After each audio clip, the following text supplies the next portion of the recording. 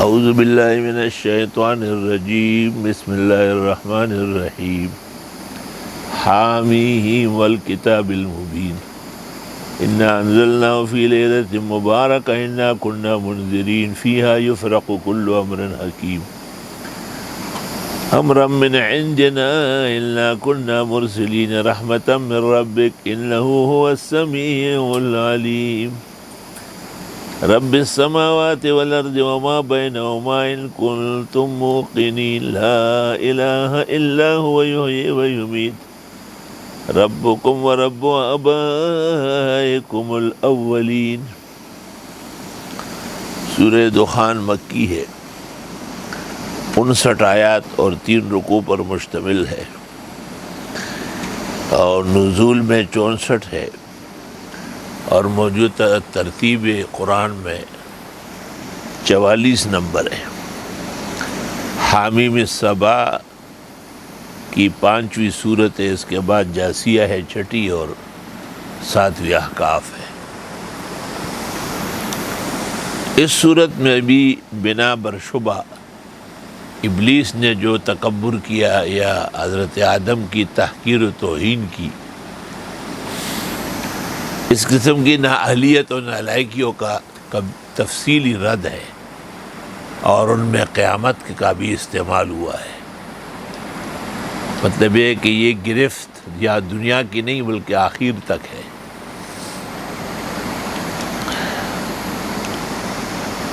دخان حقیقت میں اس دھویں کو کہتے ہیں جب قیامت کے دن یہ آسمان اور زمین ٹوٹ پھوٹ جائیں گے، جیسے ایک عمارت جب ڈھائی جاتی ہے تو ہر طرف گرد و غبار اڑتا ہے، فیہ دخان۔ اور کہتے ہیں ابتدا میں بھی اس طرح تھا۔ اللہ رب العالمین نے جب آسمان و زمین بنانا چاہا، اللہ کان ولیس شیء غیرہ سبحانہ جل العظیم الشان۔ اصل میں ابلیس کو جو شبہ تھا اپنے ایمان کا کہ میں پختہ قسم کا مومن ہوں، حق تعالیٰ نے کہا نکمہ و نااہل و نالائق ہو، ایمان کے قدر و منزلت سے محروم ہو، حامیم مومن۔ پھر اس نے کہا سجدہ تو حق کے الہی ہے، آدم الہ تو نہیں ہے، اس کا سجدہ کیوں؟ جواب یہ حکمت سجدے سے ناواقفیت ہے، اور اللہ بزرگ برتر جل وعلا کے حاکم اعلیٰ اور آمر اور ناہی ہونے کا انکار ہے۔ پھر یہ کہ ملائک نے کیوں سجدہ کیا، تو یہ ایک پاک مخلوق ہے جن کا نظام آپس کے اس طرح نیک خصلت گت جوڑ سے گزرتا ہے، جس کو قرآن و سنت کی زبان میں وَأَمْرُهُمْ شُورَىٰ بَيْنَهُمْ ہے۔ پھر سزا کیا چیز ہے؟ سزا یہ ہے کہ پہلے تو ابلیس کو اپنے آپ مومن و عابد و ساجد و سب کچھ نظر آیا، حق تعالیٰ نے کہا ریاکاری دکھلاوا ہے، ملمہ سازی ہے، اس کی کوئی حقیقت نہیں۔ تو زخرف حامیم زخرف نازل ہوئی۔ اب یہ کہ یہ ایک اعلیٰ درجے کا مومن اور عمدہ قسم کا مقاصد سجود اور ہر طرح کی ملمہ سازی اور ریاکاری دکھلاوے سے بچنا، یہ کیسے نصیب ہوگا؟ فرمایا اس کے لیے قرآن نازل ہوا ہے۔ نزول قرآن کو حوامیم صبا کے ہر صورت میں ہے، لیکن دخان میں اور شان سے۔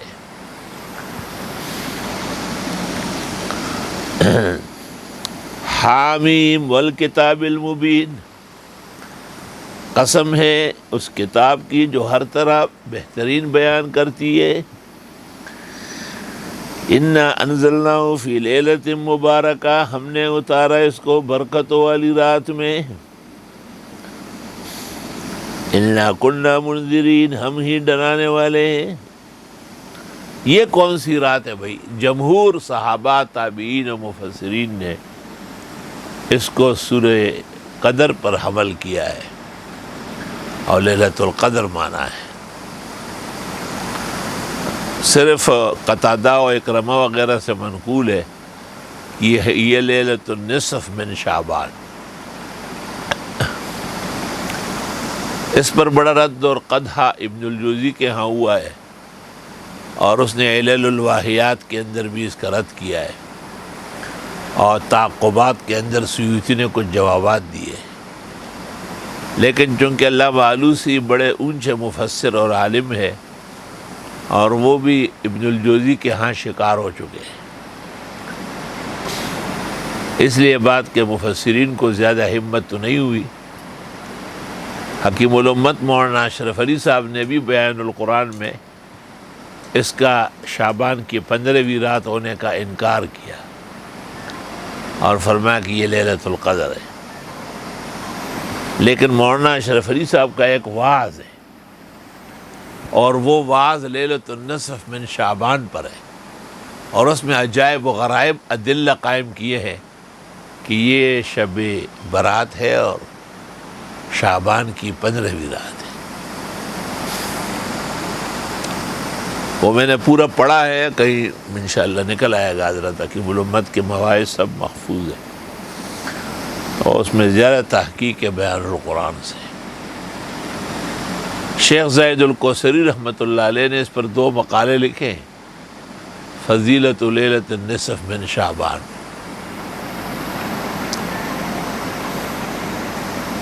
اور انہوں نے کہا ہے کہ قدیم زمانے سے مسلمانوں کی عادت ہے کہ وہ اس رات کو خاص قسم کی عبادات کرتے ہیں، آہ و بکا اور گریہ و زاری میں گزارتے ہیں، اپنے قاضی الحاجات سے اپنے اچھی تقدیر اور قسمت مانگتے ہیں.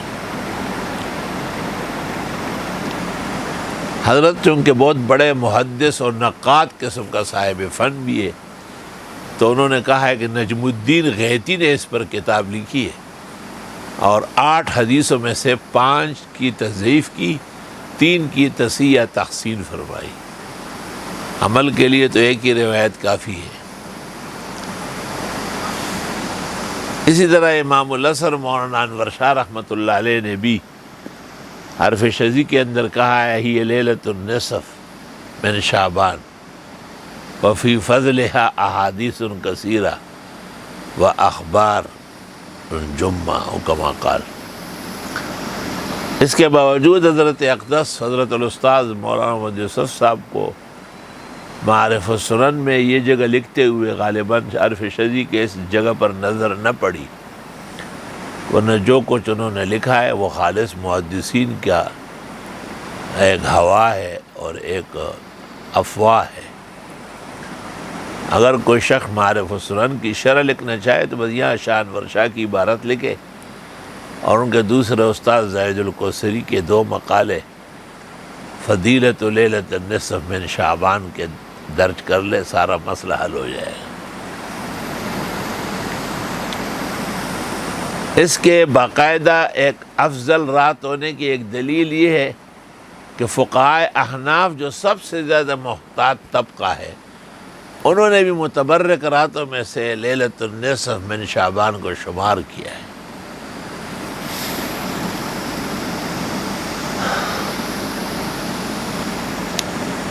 اصل میں نزول قرآن 3 طرح ہوا ہے.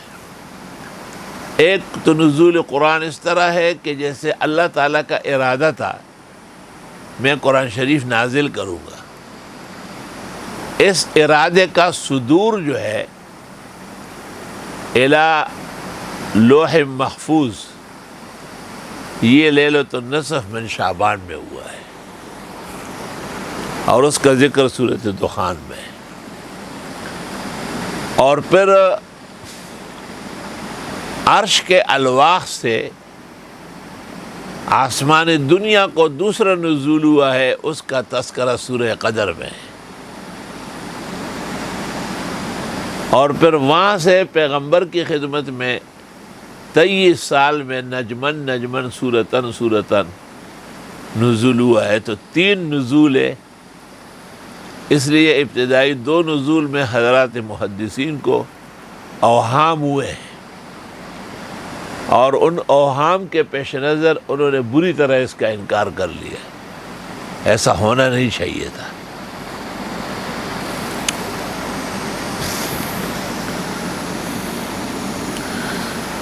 اور ہم نے اتارا اس قرآن کو ایک برکتوں والی رات میں. اس کو تو برکتوں والی رات دے، اس کو کہا لیلۃ القدر. لیلۃ القدر خیر من الف شہر، اس کا تو مستقل نام ہے. انا کنا منذرین، ہم ہی ڈرانے والے ہیں. فیہا یفرق کل امر حکیم، اس میں فیصلے ہوتے ہیں ہر حکمت آموز کام کے. اگلے سال تک کون جئیں گے، کون مریں گے، اگلے سال تک لوگوں کے ارزاق اور آجال کی تقسیم بھی اس میں ملحوظ ہے.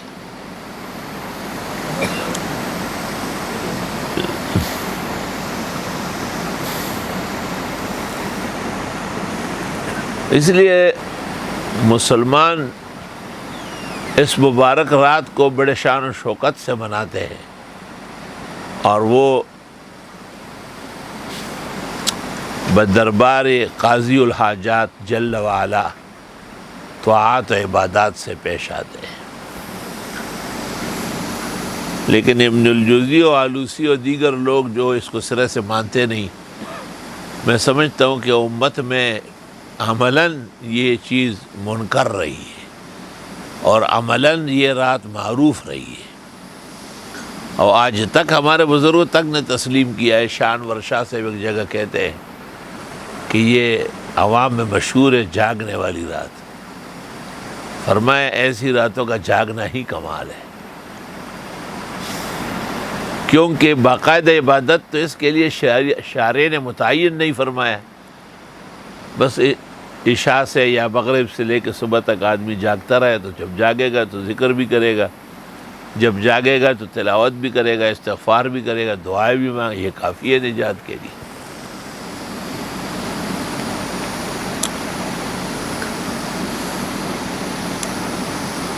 بلا شبہ ففیہا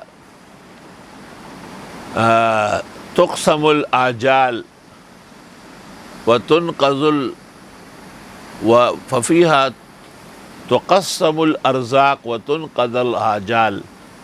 اس میں کچھ اور باتیں بھی آئی ہیں، جیسے ہر شخص کی عمر کا پتہ لگتا ہے، اس کی عمر یا بڑھائی جاتی ہے یا گھٹائی جاتی ہے. اور یہ بھی روایت میں ہے کہ وہ زمین پر سلطنت کرتا ہے اور اوپر سے اس کی عمر ختم ہو چکی ہے. اگلے شعبان سے پہلے پہلے کہیں اس کا گڑز نکلے گا.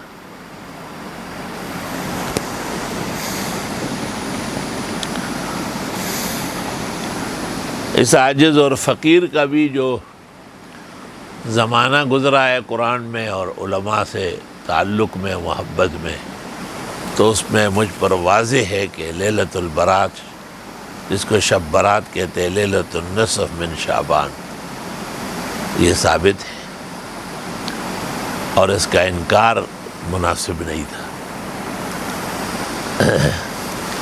خود محدثین نے مستقل لیلۃ النصف من شعبان قائم کی. اس کی ضرورت کیا تھی؟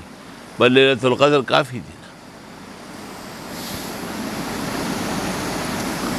تو جو کچھ حضرت مولانا شبیر احمد صاحب عثمانی نے شیخ الہند کی تفسیری فوائد میں لکھا ہے، اس جگہ یا کی ملمت نے بیان القرآن میں لکھا ہے، یہ حقیقت میں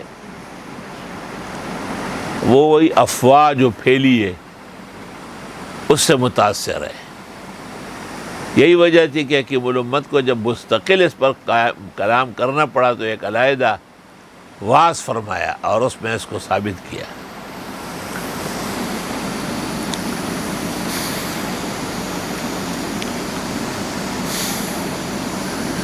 امرا من عندنا، یہ ہمارے فیصلے ہوتے ہیں جو اس رات میں طے ہوتے ہیں. انا کننا مرسلین، ہم بھیجتے ہیں رحمتوں کو تیرے رب کے ہاں سے. انہ هو السمیع العلیم، وہ خوب سننے والے جاننے والے. رب السماوات والارض وما بینہما، وہ رب آسمان و زمین کے اس کے درمیان میں بھی. ان کنتم موقنین، اگر ہو تم یقین والے. دیکھو ہمارے مثال میں اور خیال فاتر میں ایک زمینی نظام ہے اور ایک سماوی نظام ہے، لیکن قرآن ہمیشہ کہتے ہیں وما بینہما، اس کے درمیان میں بھی ہے. اب جتنے قرے نکلیں گے اور جتنا فضا استعمال کریں گے آپ، وما بینہما کے ذیل میں آئے گا وہ۔ اس پر سب سے عمدہ تو صدر الدین شیرازی نے لکھا ہے الحکمت المتعالیہ میں، جو الاسفار کے نام سے مشہور ہے، اور پھر وہیں سے بہت زیادہ کام لیا اس سے علامہ محمد جوہر مصری تنتانوی نے اپنی تفسیر تنتانوی جوہر تنتانوی میں۔ لا الہ الا ہو، نہیں ہے معبود مگر وہ اللہ ہے، وہ یحیی و یمیت، وہ زندہ فرماتے ہیں اور مارتے بھی۔ دیکھو موت حیات کا مسئلہ ساتھ آیا کہ اصل تو خدا کا حکم ہے، تو خدا کے حکم سے ہی شب برات میں طے ہوتا ہے۔ یہ بھی احادیث صحیحہ میں ہے کہ اسرائیل کو 1 سال پہلے ایک آدمی بتایا جاتا ہے، اور یہ بھی ہے کہ اس کا وقت اس کی جگہ تک بتائی جاتی ہے، اور یہ بھی ہے کہ اس کو لکھ کے دیا جاتا ہے، اور وہ پھر اس آدمی کے پاس گزرتا ہے تو اس کو دیکھتا ہے تو وہ کہتے ہیں اس کو سر جھرجھری ہو جاتی ہے۔ پختنوں کے مشہور ہے جو خیر ہوگی، حالانکہ خیر دی ہوئی ہے۔ مطلب ہے کہ اسرائیل جب گزرتا ہے تو وہ دیکھتا ہے کہ بھئی لالا کے پاس آنا ہے، تو واہ۔ اللہ تعالیٰ نے جب چاہا کہ حضرت آدم کی تخلیق ہو جائے، اور یہ بھی حق تعالیٰ ہی کی حکمت ایزدی تھی کہ زمین کی مٹی سے بنایا جائے، تو جو فرشتے بھی جاتا تھا زمین اسے اللہ کے واسطے دیتی تھی کہ مجھے معاف کرو، خواہ ایک عذاب میں مبتلا ہو جاؤں گی۔ تو اسرائیل جب چلا گیا نا تو اس نے زمین کو رلاتے ہوئے چھوڑا اور مٹی لے آئے۔ حق تعالیٰ نے کہا کہ آپ نے اس کو رلا کے چھوڑا ہے تو اب آپ کی وجہ سے خاندان اور گھر، قوم اور قبیلے قیامت تک جن و انس روئیں گے، یہ کام بھی تیرے حوالے کرتا۔ پھر اسرائیل آخر ملک ہے اور مقرب ہے اور اللہ کے ہاں اچھے ملائک میں شمار ہے۔ اس نے شکوہ کیا کہ مجھے ساری دنیا سے پٹوائیں گے۔ حق تعالیٰ نے کہا میں تجھے آنے نہیں دوں گا درمیان میں، تیز بخار تھا، ارے جی بلڈ پریشر ہائی ہو گیا تھا، ارے ایسا سر پٹھا تھا، ارے ایسے کورونا وائرس کہ اس کا کوئی ویکسین ہی نہیں تھا۔ تو دیکھو بیچ میں اسباب آ گئے نا۔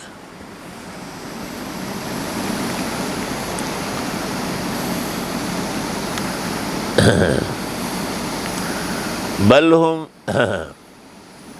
لا الہ الا ہو یحیی و یمیت، وہی زندہ کرتے ہیں وہ مارتے بھی ہے۔ ربکم و رب آبائکم الاولین، وہی تمہارے رب ہے اور تمہارے بڑے اگلوں کے بھی۔ رب ایک ہی ہوتا ہے، رب 2-3 نہیں ہو سکتے۔ الحمدللہ رب العالمین۔ بل ہم فی شک یلعبون، بلکہ یہ ایک شک میں، کھیل تماشے میں ہے۔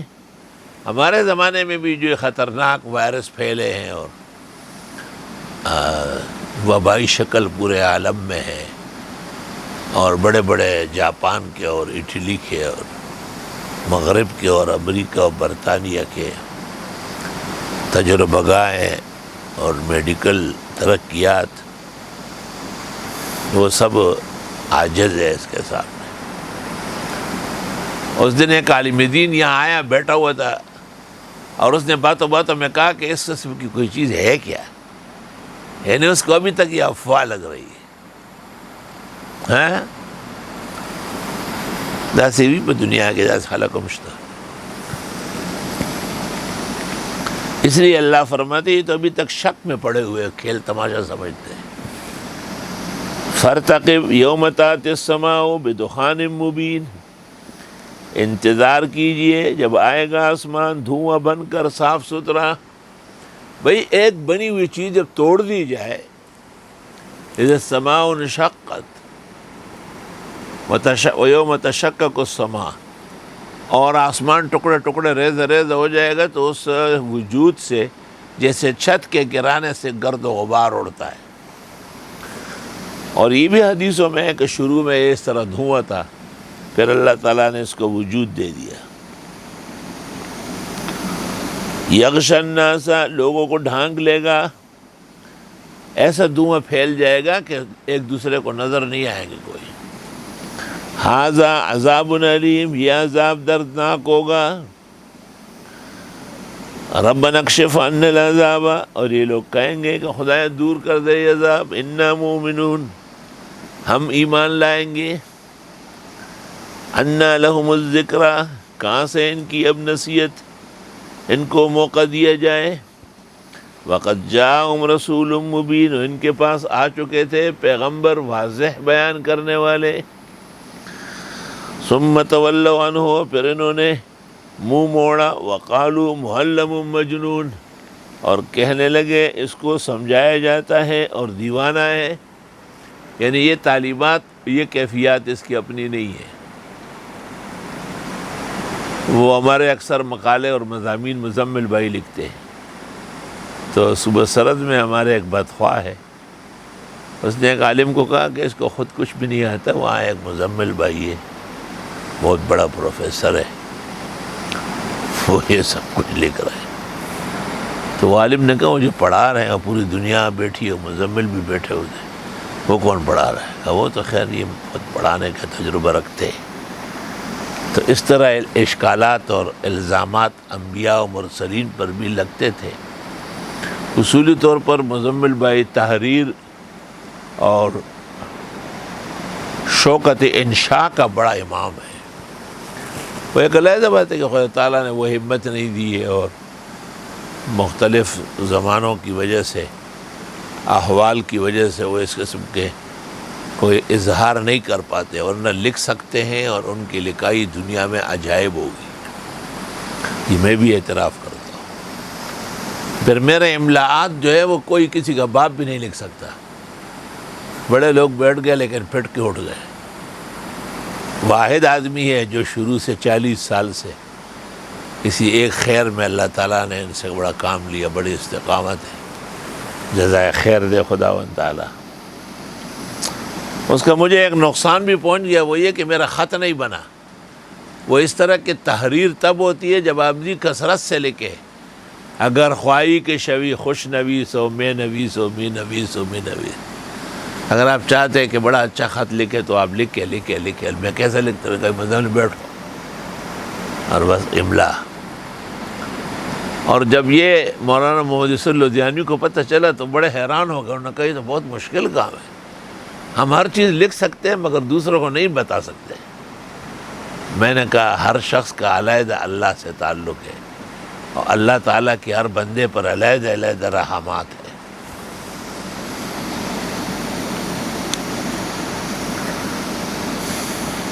پھر کمال یہ ہے کہ خالی کالج پڑھے ہوئے ہیں، یا عربی برائے نام ایم اے کیا ہے، یا اور علماء سے اس سے تعلق ہے، یہاں تک کہ بنورٹون سے سند یافتہ بھی ہو گئے، لیکن ہر زبان لکھ سکتے ہیں.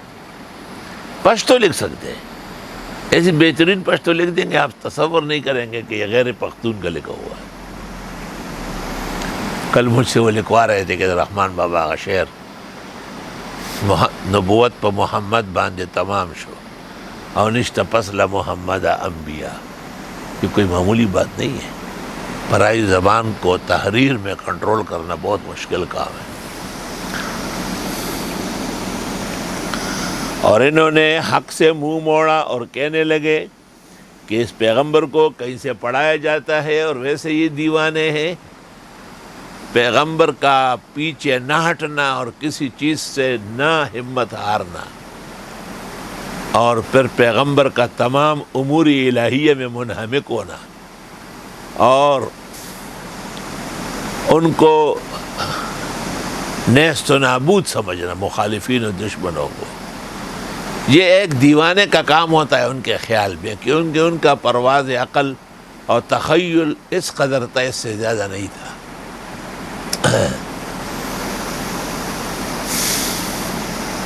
اِنَّا کاشف العذاب قلیلا، اگر ہم دور کر دے عذاب تھوڑی دیر کے لیے، انکم عائدون، تم پھر وہیں کرو گے جو پہلے کر چکے ہو۔ صحابہ میں عبداللہ ابن مسعود بہت عالم ہے۔ آپ نے جن 4 بزرگوں کا بتایا ہے کہ خذ القرآن عن اربع، ان میں عبداللہ ابن مسعود بھی ہے، لیکن بڑے علم اور بڑی غزارت اور بڑی اطلاع اور طویل مداوم صحبت نبوی کے استفادے کے باوجود کچھ امور ابن مسعود کے ایسے تھے کہ جن سے جمہور صحابہ اور تابعین اختلاف کرتے تھے۔ ہمارے امام اعظم ابو حنیفہ نے جب مذہب کا بنا چاہا تو ابن مسعود کو بنیاد بنایا، اس لیے بڑی کتابوں میں فقہ حنفی کو فقہ مسعودی بھی لکھا ہے۔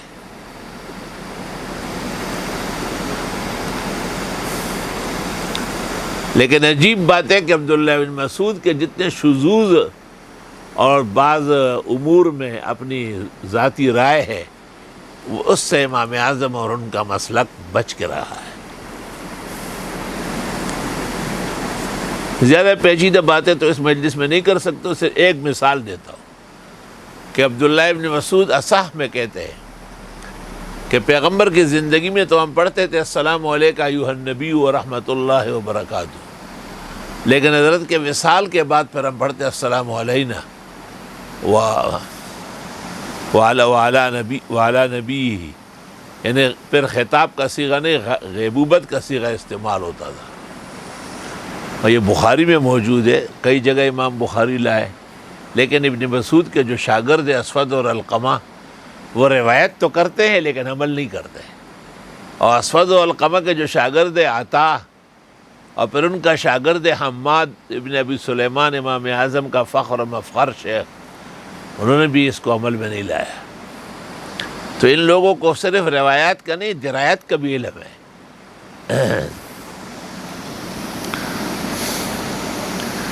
اسی طرح عبداللہ ابن مسعود کے بارے میں کہتے ہیں کہ وہ اس طرح تطبیق کرتے تھے، دائیں ہاتھ کو بائیں پہ ڈال کے اور ٹانگوں کے بیچ میں لے جاتے تھے رکوع میں۔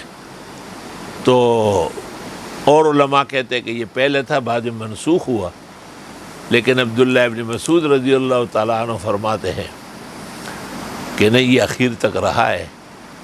البتہ جو لوگ ایسا نہیں کر سکتے، مشکل بہت ہے، ان کو گھٹنے پہ ہاتھ رکھ کے رکوع کرنے کی اجازت آئی ہے، گویا کہ وہ اس تطبیق کو عظیمت سمجھتے ہیں اور گھٹنوں کو پکڑنا، ہاتھ رکھنا، اس کو رخصت سمجھتے ہیں، مگر ہمارے فقہاء احناف میں سے کسی نے بھی اس کو روایت نہیں کیا۔ اس کی مثال ایسی ہے جس طرح امام جعفر صادق خاندان نبوت کے چشم و چراغ امام اعظم سے پڑھتے تھے، اور امام ابو حنیفہ کے ساتھ اپنے والد محمد باقر سے پڑھتے تھے، لیکن عجیب بات ہے کہ امام ابو حنیفہ کی فقہ میں کوئی روایت جعفر صادق کی اس سے بڑھ کر محتاط فقہ دنیا میں نہیں ہے کہ امام صاحب نے بوجہ کہ اس کے کہ ان بزرگوں کے خلافت کے بارے میں یا ابوبکر عمر کے بارے میں کچھ اور طرح کی رائے بھی ہوتی تھی، جس کا اظہار کم کرتے تھے۔ تو امام اعظم نے غالباً فقہ اس انداز سے تدوین فرمایا کہ اس میں جعفر صادق اور زین العابدین کی کوئی حدیث نہیں آئی، حوالہ تک نام و نشان نہیں ہے۔ اتنی بڑی احتیاط کوئی آسان کام نہیں ہے۔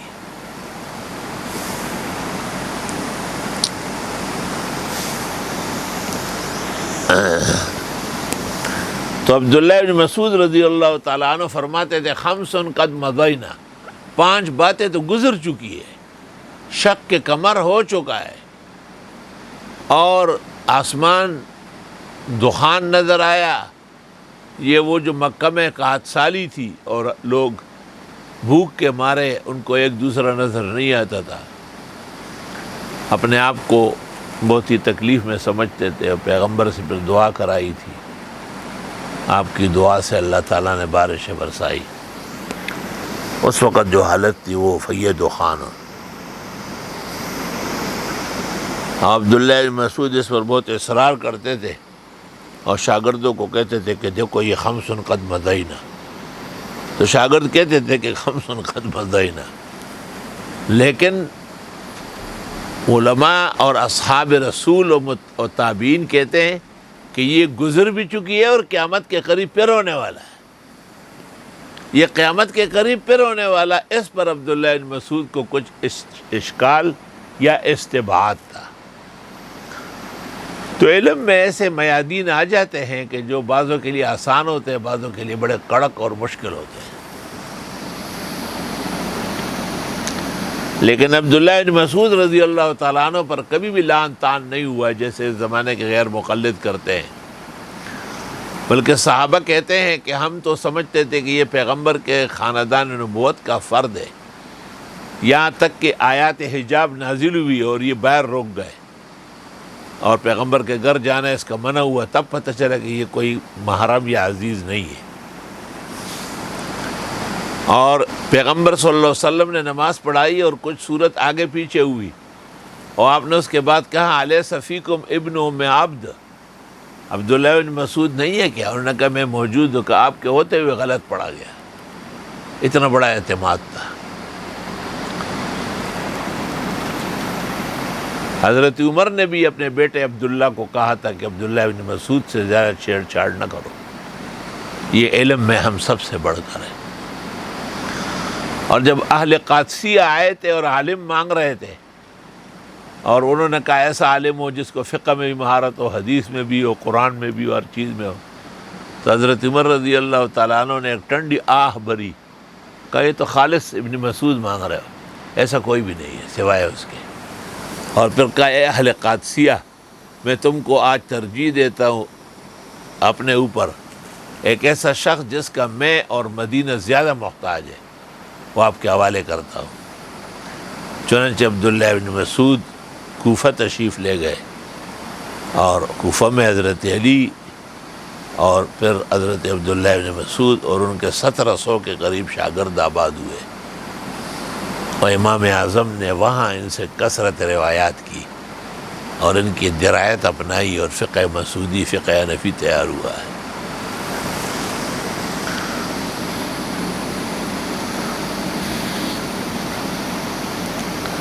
اگر کوئی شخص اس کی تفصیل دیکھنا چاہے تو بلاد عرب کے انور شاہ شیخ زید القوصری کی کتاب فقہ اہل العراق و حدیثہم بغور دیکھے ذرا،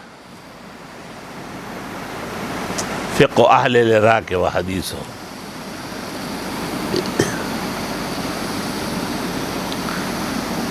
یوم نبطش البطشۃ الکبریٰ، جس دن ہم پکڑیں گے سخت پکڑائی کے ساتھ، انا منتقمون، بے شک ہم اس دن پورا انتقام لیں گے۔ وَلَقَدْ فَتَنَّا قَبْلَهُمْ قَوْمَ فِرْعَوْنَ، اور ہم آزمائش میں ڈال چکے ہیں ان سے پہلے فرعونیوں کو۔ وَجَاءَهُمْ رَسُولٌ کریم، اور آئے تھے ان کے پاس بھی باعزت پیغمبر موسیٰ علیہ السلام۔ ان ادوا الی عباد اللہ، کہ سپرد کرو میرے خدا کے بندوں کو، یعنی بنی اسرائیل کو فرعونیوں نے بگار میں پکڑا تھا تاکہ ان میں وہ رسول نہ آئے۔ انی لکم رسول امین، میں تمہارے لیے رسول ہوں دیانتدار۔ قوموں کی حریت و آزادی کے لیے کوشش کرنا، یہ اہل حق کا طریقہ ہے۔ افغانستان میں بھی روس اور امریکہ نے مل کر کوشش کی کہ ان کو ہمیشہ کا غلام بنائیں، لیکن ان کی حریت اور ان کے ایمانی صلاحیت اور ان کی غیرت دین نے ایک نہ ایک دن پہلے روس کو چاروں شانے چت لٹایا اور اب پورے عالم کے سامنے امریکہ کو سرنگوں اور شرمندہ کیا۔ اسرائیلی پارلیمنٹ میں بھی ایسے ممبران کھڑے ہوئے کہ جنہوں نے کہا ہے کہ یہ غصب ہے اور فلسطین خالص مسلمانوں کا ہے اور یہود کو یہاں سے جانا چاہیے۔ ابھی حال ہی میں وہاں جھگڑا ہوا ہے پارلیمنٹ میں، یہودی نے تقریر کی، اس نے کہا نکلو یہاں سے، تمہارا کیا کام ہے فلسطین میں اور القدس میں۔ اسی طرح ترکیہ پر بھی بڑے بونچال گزرے، لیکن آخر میں اللہ رب العالمین نے طیب ارغوان اور عبداللہ گل جیسے باصلاحیت اسلامی قائدین کو اور قیامت تک امت کے فخر و مفخر کو وہاں کھڑا کیا، اور انہوں نے ترکیہ کو کفر کے نرغے سے اور یورپ کے ناکارہ نظام سے آزاد کیا۔ آج ترکیہ ایک اسلامی ملک ہے اور ایک سربراہوردہ کردار کا مالک ملک ہے، اللہ دیر تک سلامت رکھے۔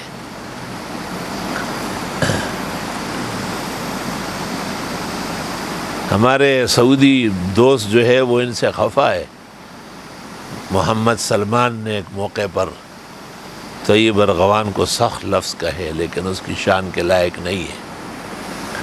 وہ ٹرمپ کے سامنے تو سلام کرتے ہیں اور ٹرمپ کی بیوی کو پتہ نہیں کتنے ہزار کروڑ ارب کے ہار پہناتے ہیں، جس کے شیطان ہونے میں کوئی شک نہیں ہے۔ اور طیب ارغوان جو اسلامی شاعر پر مستحکم ہے، ان کے بارے میں محمد سلمان نالاں ہیں، ان کو راضی ہونا چاہیے۔ اور جو احترام شاہ عبداللہ نے عبداللہ گل کا اور اس کے زمانے میں علماء کا کیا، وہ یادگار رہے۔ مولانا عبدالکریم صاحب کرد ہے وہاں، وہ 4000 مریدوں کے ساتھ آئے تھے، شاہ عبداللہ کے مہمان تھے اور شاہی محلات میں ٹھہرے تھے۔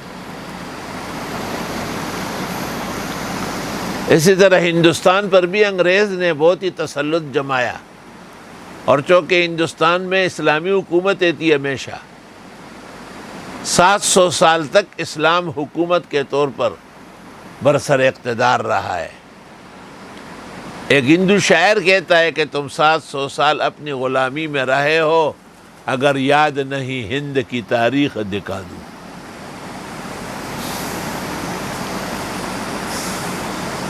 لیکن انگریز نے بڑی عیاری اور مکاری کے ساتھ مسلمانوں کی طاقت ختم کی اور ان کی زبون حالی بڑھائی اور ان کو پائی پونے کا محتاج بنایا اور ان کو غلامیت پر مجبور کیا۔ اللہ رب العالمین نے ایسے موقع پر شیخ الہند مولانا محمود الحسن شیخ العالم مسند زمانہ اور ان کے اصحاب جیسے شیخ الاسلام شیخ العرب والعجم حضرت مولانا حسین احمد صاحب مدنی نور اللہ مرقدہ اور ان کے رفقا حضرت مولانا عزیر گل صاحب، مولانا محمد ضامن صاحب شہید، یہ تمام ہندوستان کی حریت کے لیے کھڑے ہوئے تھے، خدا نے ان کو بامراد فرمایا۔ حضرت شیخ الہند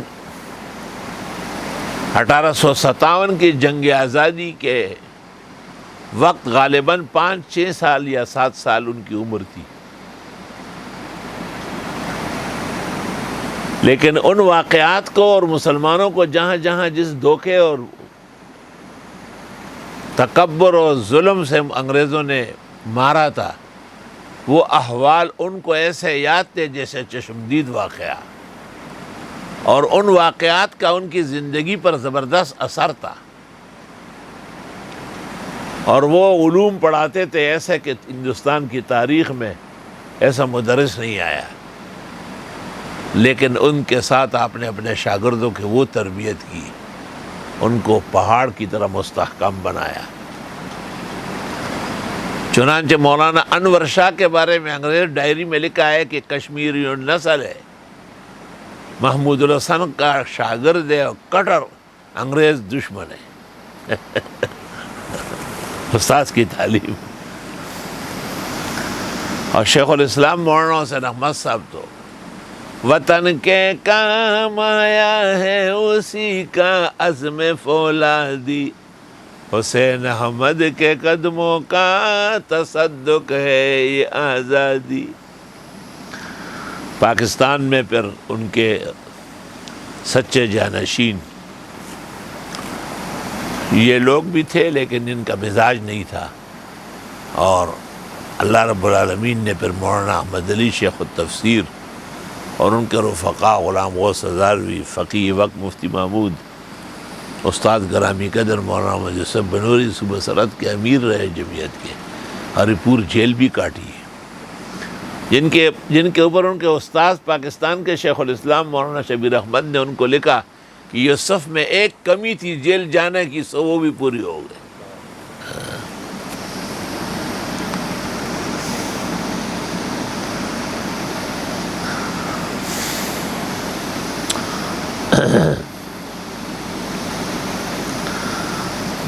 ان عدو الی عباد اللہ، کہ میرے حوالے کرو اللہ کے بندوں کو، اور تم نے خامخواہ اسرائیل کو غلام بنایا ہے کہ ان میں نبی موسیٰ مبعوث ہونے والے ہیں، جیسے آج مودی لعنتی، مودی جہان کا دہشت گرد، مودی ہندوستان کا ازلی ابدی کسائی اور جزار، مسلمانان ہند کو اور کشمیر اور مقبوضہ کو جس طرح تہہ تیغ کر رہا ہے، یہ دیر تک نہیں رہ سکے گا۔ اللہ رب العالمین مقبوضہ کشمیر کے مسلمانوں کی آہ و بکا اور تحریکی حریت اور آزادی کے جو ان کے عزائم ہے، اللہ ان کو بلند رکھے گا، اور پورے ہندوستان کے اندر مسلمانوں کو ایک شجر ممنوع بنایا ہے، اور ہر برائی میں ان کا نام بلا وجہ ڈالتے ہیں، اور پھر اچھی جماعت جو وہاں دین کا کام کرتی ہے ان کو اور ان کے پاسداروں کو پریشان کرتے ہیں۔ لیکن مودی کو یہ پتہ نہیں ہے کہ وہ اس طرح سلطان محمود غزنوی کے سلوک کا بدلہ نہیں لے سکتا ہے، نہ شہاب الدین غوری نے جو پرتوی راج کو نارائن کے میدان میں چاروں شانے چت لٹایا، نہ اس کا انتقام لے سکے گا۔ اور اس کے بعد بھی جتنے علماء ہیں، خواہ وہ تغلق تھے اور خواہ وہ بلبند تھے، غلامان تھے، مغل تھے، لیکن وہ سب کے سب دین کے مینار رشد و ہدایت تھے، اور انہوں نے اس زمانے کے ہندو یا دیگر غیر اسلامی عناصر کے ساتھ سلوک انتہائی درجے کا عادلانہ خیر و صلاح سے بھرپور کیا ہے۔ اور یہ میں نہیں کہتا ہوں، ہندوستان کے بڑے بڑے رائٹروں نے، روشن ہندوستان اور مسلمانوں کا قبلہ و کعبہ، مسلمانوں کی آزادی ہند کے سلسلے میں اساسی حیثیت، ان تمام کتابوں کے اندر ہندو رائٹروں نے وضاحت کی ہے کہ مسلمانوں کو جب بھی موقع ملا ہے انہوں نے ملک کو امن سے، عدل سے، انصاف سے بھرا ہے، اور انہوں نے کبھی بھی کسی کے ساتھ مذہبی منافرت یا مذہبی تعصب کا برداؤ نہیں کیا۔ وہ اس لیے کہ یہ آسمانی مذہب ہے اور یہ وحی پر بنا ہے، اور قرآن و سنت اس کے دو چشمے ہیں۔ ایسی صورت میں ہم تمام لوگوں کے خیر خواہ ہیں کہ ان کو اللہ کی وحدت، فردت اور پیغمبر نبی محمد صلی اللہ علیہ وسلم کی تشریف آوری اور بعثت کی دعوت دے اور ان کو تعلیمات دے، تو ہم تو ان کے خیر چاہیں گے کہ وہ رہے، مرے نہیں، وہ صحت مند رہے، بیمار نہ رہے، وہ اچھے رہے، کمزور نہ ہو جائے۔ اس لیے مسلمان تمام اقوام عالم کا خیر خواہ ہے، کیونکہ تمام اقوام عالم حقیقت میں جناب رسول اللہ صلی اللہ علیہ وسلم کی امت ہے، امت دعوت، اور جو مسلمان ہو چکے ہیں وہ امت اجابت ہے۔ تو مسلمان نہ دہشت گرد ہو سکتا ہے اور نہ کافر کے خلاف بدخواہ ہو سکتا ہے۔ یہ سب کے سب شیطان اور ابلیس کے شبہات ہیں جو اس نے حضرت آدم کے بارے میں ڈالے، وہی اب ابنائے آدم کے بارے میں بھی ابلیس کار فرما ہے۔ ان عدو الی عباد اللہ، کہ سپرد کرو میرے اللہ کے بندوں کو، انی لکم رسول امین، بے شک میں تمہارے لیے پیغمبر آیا ہوں، دیانتدار پیغمبر، عالم، طالب، منتظم، دیانتدار ہونا چاہیے۔ کہتے خیانت ایک پائی کی اور 1 کروڑ کی برابر ہے۔ وہ حضرت عمر رضی اللہ تعالیٰ عنہ جو جمعہ کا خطبہ دے رہے تھے، اور آپ کی ایک چادر اوپر تھی، ایک نیچے تھی، کسی نے پوچھا کہ سب کو تو ایک چادر ملی ہے۔ آپ نے کہا میں چونکہ جمعہ پڑھانے آ رہا تھا، میں نے اپنے بیٹے عبداللہ ابن عمر سے چادر لی، دوسری ان سے لی۔ ایسا عادلانہ نظام تھا۔ اور حضرت عمر ہی نے ممبر پر کہا کہ بڑے بڑے مہر مت باندھو، لا تغالوا فی المہور، اگر اس میں کوئی خیر ہوتی تو پیغمبر کے بڑے مہر ہوتے، اور میں چاہتا ہوں کہ اس پر پابندی لگاؤں۔ فقامت عجوز من ناحیت المسجد، تفسیر ابن کثیر، ایک بڈھی جو ہے نا کنارے پہ کونے سے کڑی ہو گئی، اس نے کہا کیفا وقد قال اللہ تعالی وآتیتم احداہن قنطارا، کہ سونے کا ایک پورا ڈھیر مہر میں دے سکتے، آپ کون ہوتے پابندی؟ حضرت عمر نے کہا الحمدللہ الذی اصلح اعوجاج عمر بعجوز من هذه الامہ، اللہ کا شکر ہے جس نے عمر کی اصلاح کی ایک بوڑھی کمزور کے ذریعے۔ تو مسلمان فرمان روا و مسلمان بادشاہان خلفائے راشدین، وہ تو آیات اور بینات تھے۔ ان عدوا الی عباد اللہ انی لکم رسول امین والا تعلوا علی، اور میرے سامنے بڑے مت بنو، ارمان دے پختو وے ماں باندے زان بدر نوئی ارمان دے۔ دیکھیں یہ وہ عام ترجمہ ہے پختو، استاد محترم مولانا لطف اللہ صاحب نے سورۃ نمل میں مریم بلقیس کو جو حضرت نے خط لکھا تھا اللہ تعلوا علیہ، تو آپ نے کہا کہ میں نے بہت ترجمے دیکھے لیکن مجھے کوئی فارسی اردو پسند نہیں آیا۔ میں نے کہا جی پشتو میں تو یہ بہت آسان ترجمہ ہے۔ کہا کس طرح؟ میں نے کہا ماما نظان مدر نوا، میرے سامنے بڑی مت بنو، لیکن لفظ وہ ہے کہ آپ نے کہا ہدایت اللہ وہ آنس خراڑا، فوراً اس جگہ کو ہٹایا اور وہاں پر یہ لکھ دیا۔ اور لا یسألون الناس الحافہ میں بھی جب میں نے کہا کہ لوگوں سے مانگتے نہیں ہیں بے حیا ہو کر، تو آپ نے کہا یہ تو میرا ترجمہ ہے۔ نے کہا جی جو فقیر اور مسکین لوگوں سے چمٹتے ہو بے حیا بے شرم ہی ہوتے ہیں، یہ بڑے رکھا ترجمہ ہے۔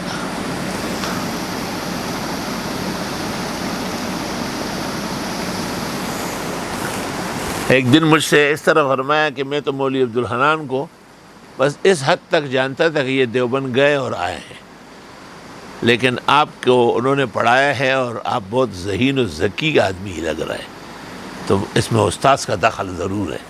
میں نے کہا استاذ کا دخل 100% ہے، ہم تو ایک گنوارے جانور چرانے والے اور ہل جوتنے والے تھے، ہماری کیا حیثیت ہے علم کائنات میں؟ یہ تو سب حضرت اقدس مولانا عبدالحنان صاحب کی برکات ہے، دعائیں ہیں، محنت ہے۔ ان کی مثال اس دریا اور سمندر کی تھی جس کا سطح خاموش ہو اور اندر لال و جواہرات بھرے ہوئے ہو۔ انہوں نے سادگی اور عاجزی اور عموم کا ایک چادر اپنے اوپر ڈالی تھی اور تمام کمالات اندر چھپائے ہوئے تھے۔ ہم پر اللہ نے پہلے دن سے واضح کیا تھا۔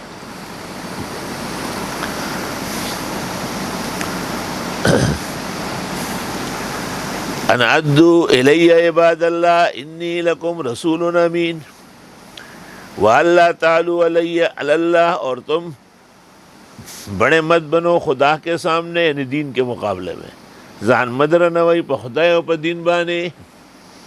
انی آتیکم بسلطان مبین، میں لایا ہوں تمہارے پاس غلبہ واضح۔ وَإِنِّي عُذْتُ بِرَبِّي وَرَبِّكُمْ، اور میں پناہ مانگتا ہوں رب کے ہاں جو رب تمہارا بھی ہے، ان ترجمون، کہ تم مجھے سنسار نہ کرو، یعنی اگر تم مجھے کچھ برا سکھاتے ہو یا مجھے برا میرے ساتھ کرنا چاہتے تو اللہ بچائے گا مجھے۔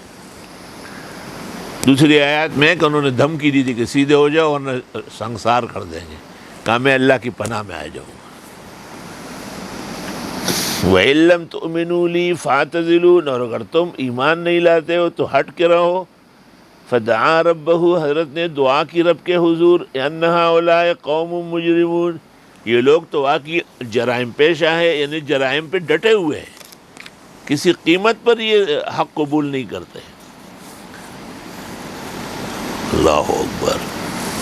اس سے پتہ چلا کہ تبلیغ کے بھی آداب ہے، اور ایک مبلغ و داعی الی اللہ کا ایک مقام اور مرتبہ ہے، اس تک پہنچنے کے بعد اس کو اجازت ہے کہ دیر تک صبر آزما گھڑیاں گزارے جیسے ہمارے نبی اور رسول نے، یا ان کے خلاف بد دعا کرے۔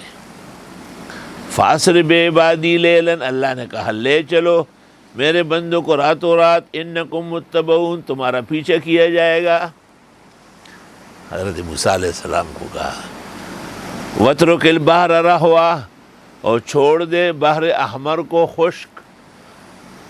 ابن عباس سے منقول ہے تفسیروں میں اے طریقاً یابساً،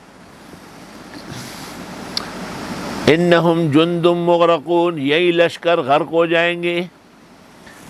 کہتے ہیں روح المعانی میں لکھا ہوا ہے اور ابن کثیر نے بھی کہ حضرت موسیٰ علیہ السلام جب بخیر و عافیت نکلے تو پھر آپ چاہتے تھے کہ لاٹھی کے ذریعے سمندر کو مارے کہ فرعون اور اس کے لوگ نہ آئے. تو آپ اللہ تعالیٰ نے کہا آپ نکلے آگے چلے، یہ میرا کام ہے، تماشا دیکھ.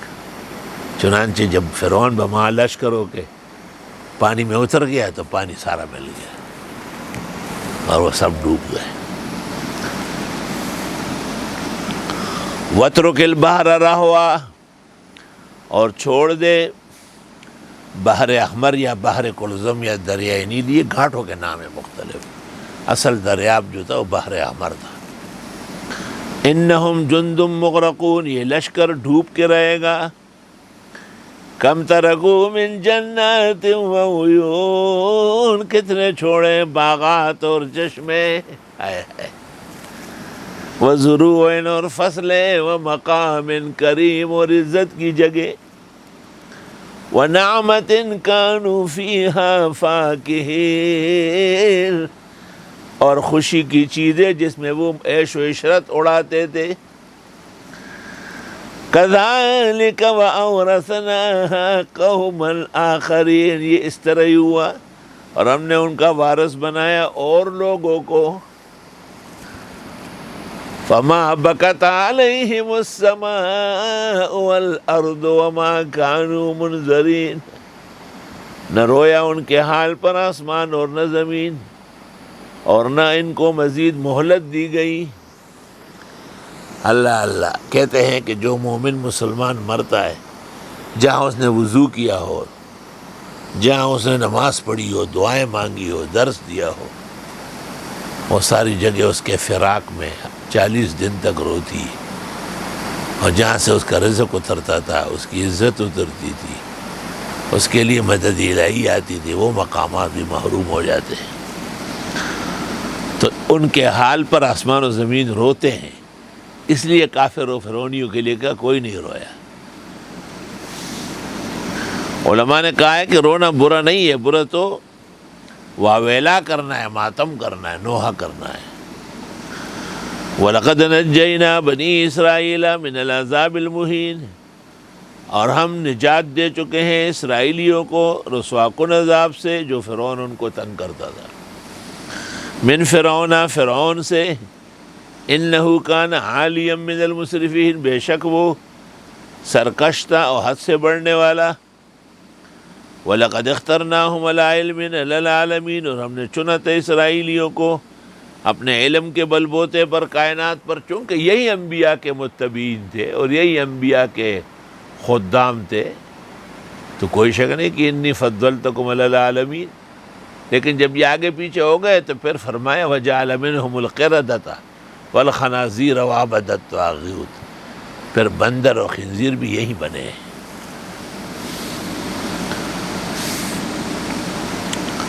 وآتیناہم من الآیات، اور ہم دے چکے ان کو نشانیاں، ما فیہ بلاء مبین، جس میں آزمائش تھی واضح. موسیٰ علیہ السلام کے 9 معجزات معمولی بات ہے. ان ہؤلاء لیقولون، یہ لوگ اب بھی کہتے ہیں، ان ہی الا موتتنا الاولی، نہیں ہے ہماری موت مگر پہلی بار، وما نحن بمنشرین، دوبارہ نہیں اٹھائے جائیں گے. بعض بعد الموت کے منکر تھے. ہر ناکارہ انسان، ہر بدچلن انسان وہ عاقبت کو نہیں مانتا، کیونکہ اگر وہ عاقبت مانے تو پھر اس کو سیدھا ہونا پڑے گا.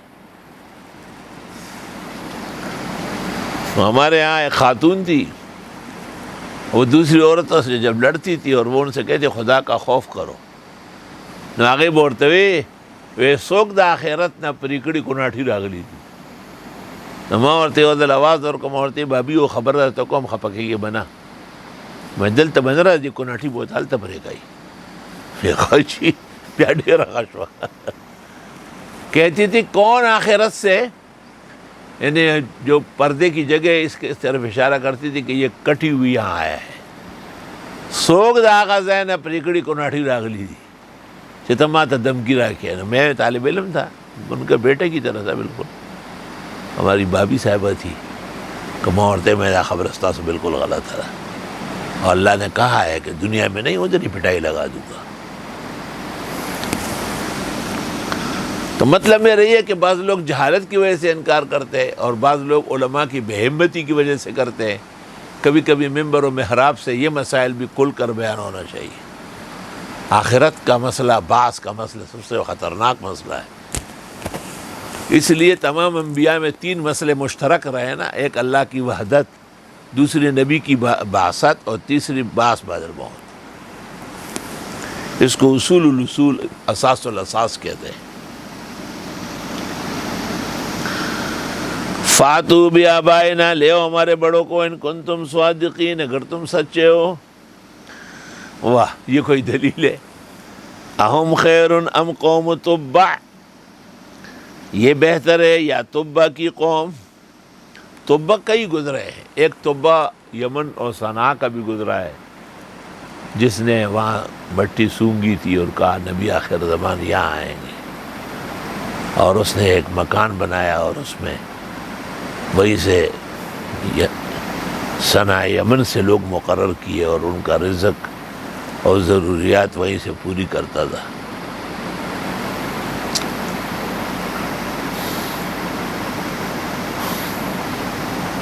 جناب رسول اللہ صلی اللہ علیہ وسلم جو ہجرت فرمائی اور تمام صحابہ اپنی آنکھیں اور دل بچھا رہے تھے، تو آپ نے کہا میری اونٹنی کو چھوڑ دو. وہ ابو ایوب انصاری کے مکان کے ساتھ لیٹ گئی، اور پتہ چلا کہ یہ وہی مکان ہے جو تبع یمن نے نبی آخر زمان کے لیے بنایا ہے، اور 300 سال سے اس کی وہاں سے کفالت ہو رہی ہے. اللہ اللہ.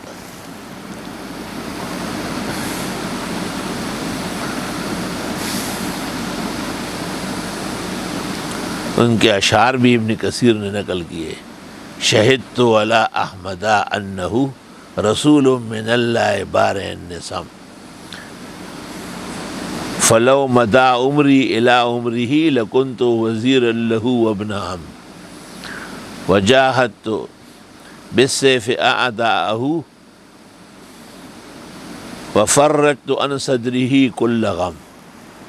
انہوں نے کہا کہ میں رسول اللہ صلی اللہ علیہ وسلم کے زمانے تک پہنچ گیا تو ان کا سینہ ٹھنڈا کروں گا، ان کی طرف سے ان کے دشمنوں کا صفایا کروں گا، اور ان کے تمام پریشانیاں ختم کر کے ان کا صحیح مصاحب اور متبع بنوں گا. تفسیر ابن کثیر جلد 4 صفحہ 144.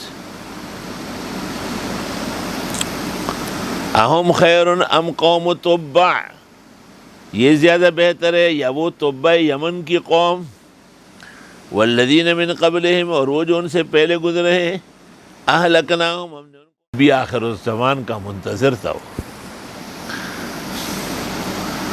وما خلقنا السماوات والارض وما بینہما لاعبین، اور ہم نے پیدا نہیں کیا آسمان و زمین اور اس کے درمیان کو کھیلتے ہوئے، کوئی مذاق نہیں ہے.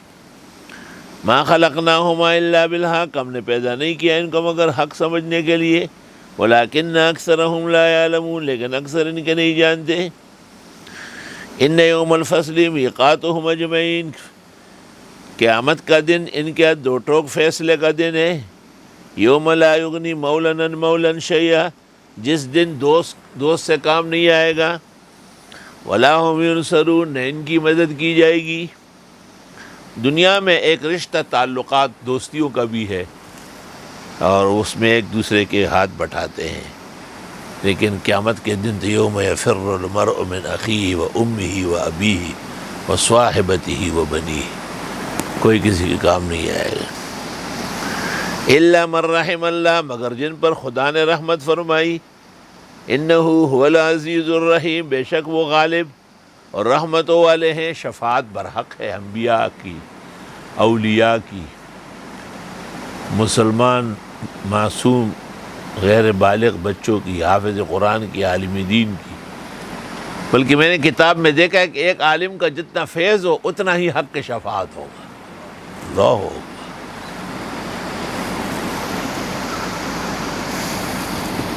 ان شجرۃ الزقوم طعام الاثیم، بے شک زقوم کا درخت یہ کھانا ہے گناہگاروں کا. زقوم کو زقوم کہتے ہیں عربی میں، فارسی میں، پشتو میں، ہندی میں، سرائکی میں، اور یہ ایسے لال لال سے پھل سے آتے ہیں اور ان کے بڑے خطرناک سپیڑے ہوتے ہیں، چھوٹے اور بڑے کیڑے اس میں وہ کانٹے ہوتے ہیں، اور یہ لوگ اب اس کو اسٹرابیری کہہ کے اس کو کھاتے ہیں. بہت سارے علماء کہتے ہیں کہ یہ وہ نہیں ہے، ہم مجھ سے ناراضگی و اختلاف کرتے ہیں، لیکن میں اپنے دعوے میں اٹل ہوں کہ یہ نہیں کھانا چاہیے. اور ضرورت کیا ہے، اتنے بہترین امرود اللہ نے پیدا کیے، ایسے بہترین کیلے ہیں، ایسے شاندار خربوزے اور تربوز آئے ہیں، اور ایسے زبردست آم اور چونسا اور سنجڑی اور لنگڑے آم روڈوں پہ تل پل رہے ہیں، اور تو جا کر کے وہ چیزیں کھاتے ہیں جو گندی ہے. یہی وہ لوگ تھے جو بکروں کے اور مینڈوں کے خصیے کھاتے تھے. دیکھو کھوٹے کھوڑے ماں اور دویچ مخریدہ حرام قطعی دی، ہر حلال جانور میں 7 چیزیں حرام ہیں. وہی جی اور کوئی نہیں کہتے. میں نے کہا میرے سامنے یہ باتیں مت کرو کہ اور نہیں کہتا، شکر کرو کہ میرا زمانہ تم نے پایا. تاسو گندو نہ کھوڑل مارا ٹنگ گئی مکوئی دا. پھر دکاندار ہوٹل والے کہتے ہیں بھائی ہم نے بند کر دیا. میں نے کہا نہیں، جس توے پر یہ رہا ہو اس توے پر کلیجی اور دل وغیرہ پکانا بھی حرام ہے. وہ پلی تشوی دا بیا میں پر ڈانگ رہا گشتو دا مولیان با خواہ خواہ کے دل اب بس ما تا بیدار دی نور چاہتا پیشو تا پشنی شوئے دے. کوئی کسی نے پوچھا کہ چاقو کیسا ہے، اس نے کہا چاقو کا پوچھ رہے. انہوں نے کہا اگر کوئی نرم چیز ہو تو واہ واہ، لیکن اگر گنا آگے نہ دے نو ما تا واہ واہ دی انور سزن تا خو کون ٹھینگ گئی بیا. الحمدللہ تمام فتن اپنے اور پرائے شیاطین منحرفین یا عجز فقیر سب کا تعاقب کرتا ہے. اللہ کا خاص فضل و احسان ہے. نما تا بیدار دی لکا لیشی دی لالا ہوئی نوڑی دی عبداللہ ہوئی.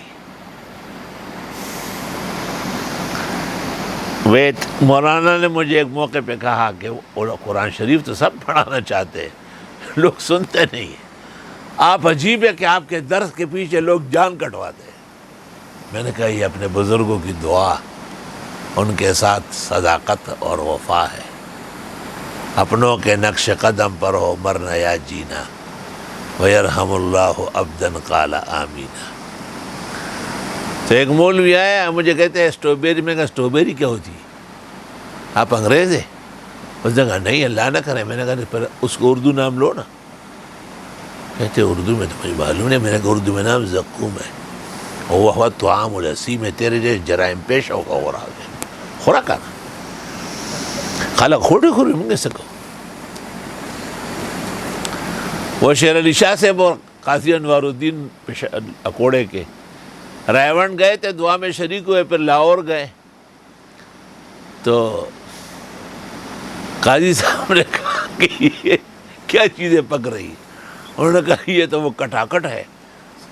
یہ کیسے کھاتے ہیں لوگ، یہ تو بڑے مزیدار ہوتے ہیں. تو آرڈر دے دیا کہ 2 پلیٹیں بناؤ. جب وہ لے آئے تو مولانا شیر علی شاہ نے کہا زمان خدا اخلا پخشوی دا او موڑے دا. میرے تو زبان پہ چھالے پڑے ہیں اور میں دہی کھا لوں گا. اور قاضی صاحب نے 2 پلیٹ کھا لی. جب اکوڑا پہنچے کچھ بات کرتا تھا، مولانا بولتے غلے کہنا قاضی صاحب زمامہ کے دے لاہور کے کھوٹے کھوڑے لی. قاضی نارودین ما تقبل کسے کولا یہ رڈیرہ چالا کی دا سروکا ادا کھوڑے رمائے تنگو.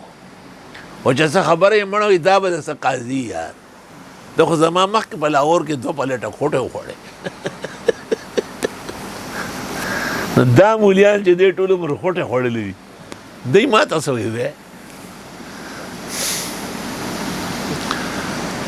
خیر پھر بھی ایک مسئلہ ہے جن کا مجھ سے واقفیت اور اعتقاد ہے وہ احتیاط کرے نہ کھائے، اور جو اور علماء دین وہ بھی آخر دین کے رہنما رہبر ہے اور ان کا بھی فیض ہے، اور اللہ ان کو بھی سلامت رکھے اور ان پہ اعتماد ہو اور شرع صدر ہو تو کھائے، یہ کھائے وہ نہ کھائے، یہ نہیں کہ اس کی بھی اجازت دے دی۔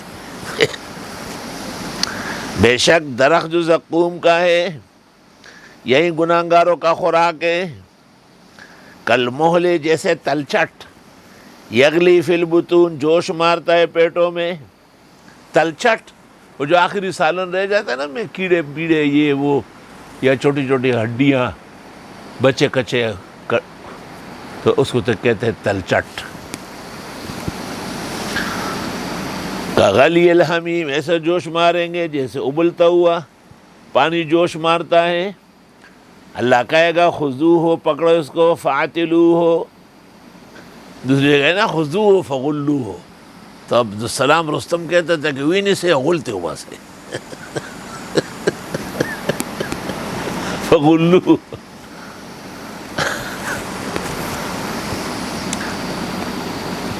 پکڑو اسے اور ڈال دو اس کو جہنم کے بیچ میں، ثم صبوا فوق راسہ من عذاب الحمیم، پھر ڈال دو اس کے سر کے اوپر گرم گرم پانی، تو خدا پناہ میں ذوق چک انک انت العزیز الکریم، بے شک آپ بڑے عزت والے تھے۔ شیخ القرآن مولانا طاہر پنجپیری کا بادشاہ گل مولانا عبدالحق سے اختلافات تھے تو طالب علموں کو پڑھاتے تھے ذوق وہ سکادا کوڑی بادشاہ گلا انکا توبہ، اسی طرح اپنے مخالفین کے نام فٹ کرتے تھے۔ ان ھذا ما کنتم بہ تمترون، بے شک یہ وہی ہے جس میں تم شک کرتے تھے۔ ان المتقین فی مقام امین، پرہیزگار لوگ عزت اور امن کی جگہوں میں ہوں گے، فی جنات و عیون، باغات میں اور چشموں میں، یلبسون من سندس، پہنیں گے دبیز ریشم، و استبرق اور باریک، متقابلین آمنے سامنے بیٹھ کر۔ موسم بھی بدلتا ہے، گرمی میں آدمی چاہتا ہے کہ باریک پہنے اور ململ ولول،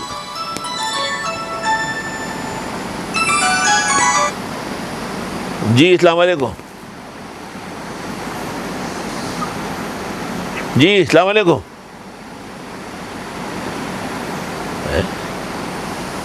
اچھا جی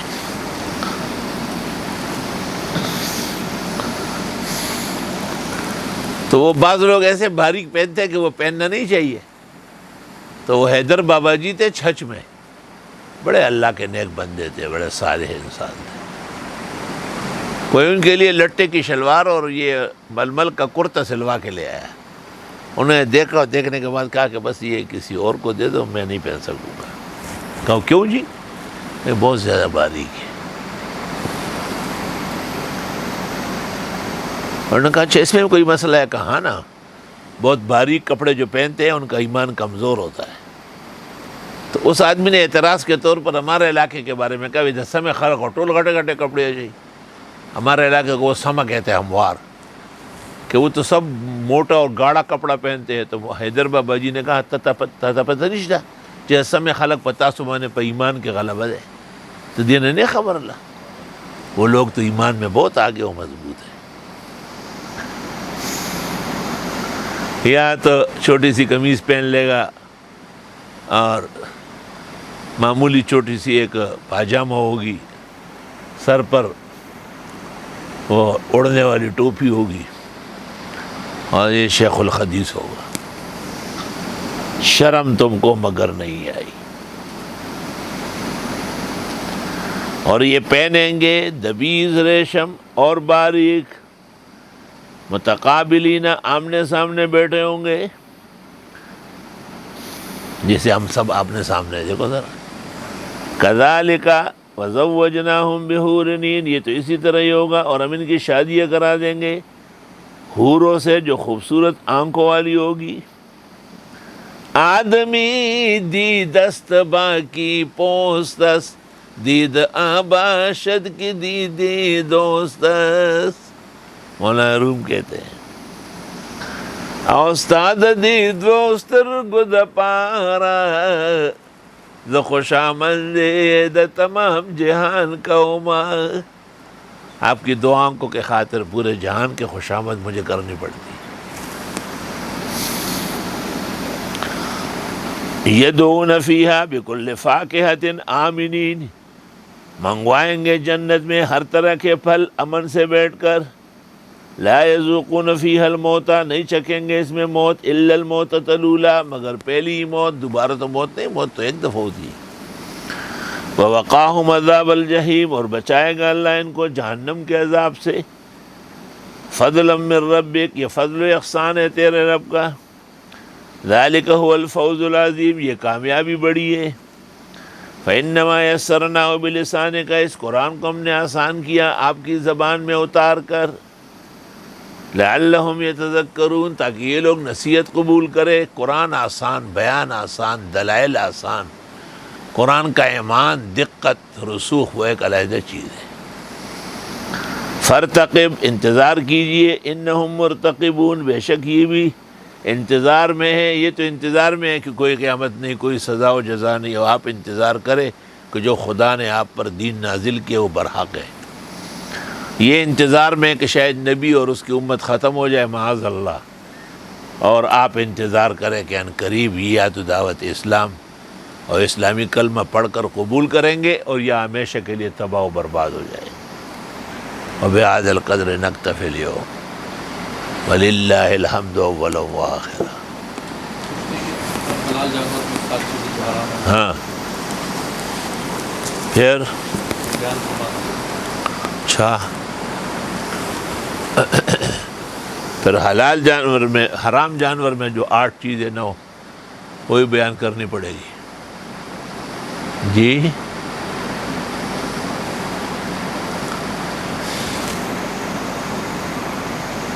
یہاں تو مسئلہ سارا یہ بنا ہے کہ کتاب اٹھانے کے لیے کوئی اہل نہیں ہے. ارشاد تو ان باتوں سے آزاد ہے. امداد الفتاویٰ جلد 4 صفحہ 128، 6 جلدوں والے امداد الفتاویٰ، اس میں حضرت مولانا اشرف علی صاحب نے 7 چیزیں نقل کی ہے، جیسے حرام مغز ہے، جانور کا ذکر ہے، خصیتین ہے، غدہ ہے، پیشاب کی تھیلی ہے، اس طرح کی چند چیزیں جمع کی کہ یہ حرام ہے.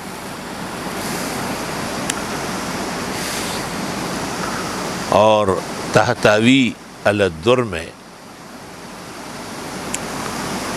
ہر حرام جانور میں جو خزانۃ الروایات میں تو میں نے دیکھا ہے اس نے لکھا کہ 10 چیزیں حلال ہیں، لیکن صاحب تحتوی علی الدر نے 7-8 چیزیں لکھی ہے کہ یہ یقیناً حرام جانور کے، جیسے بال ہے، کر ہے، ایسی چیزیں جن میں یہ اتفاق ہے کہ اس میں حیات نہیں ہے.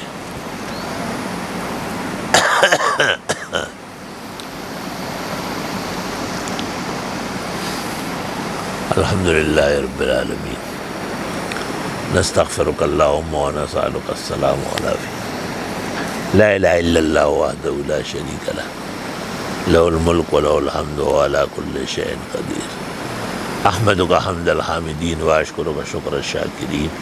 اللہم صلی وسلم علی نبی النبیین و رسول المرسلین وعلی آلہ و اصحابہ اجمعین صلی اللہ علیہ وسلم. یہاں پر بھی میں نے ایک جگہ اس کے حوالے لکھے، یاد آیا مجھے.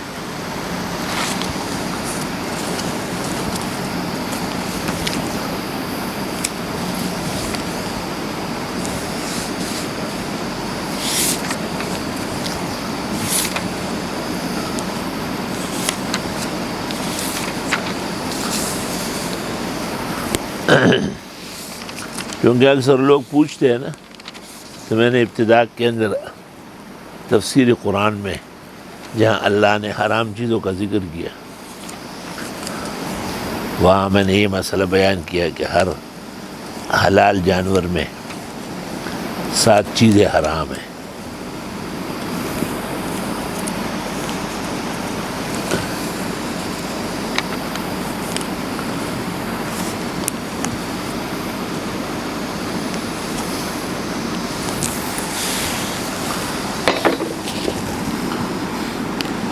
یحرم من اجزاء الحیوان الحلال 7. حلال جانور کے جسم کے اندر بھی 7 چیزیں حرام ہیں. قدم المسفوح بہتا ہوا خون، والذکر والانثیان والقبل والغدہ والمثانہ والمرارہ، شینہ طریقے. اور بدائع الصنائع جلد 5 صفحہ 61، فتاوی شام جلد 5 صفحہ 191، امداد الفتاوی جلد 4 صفحہ 118 یا 128. بارک اللہ فیک. آمین. اچانک یاد آیا کہ تمہیں لکھ چکا تھا میں.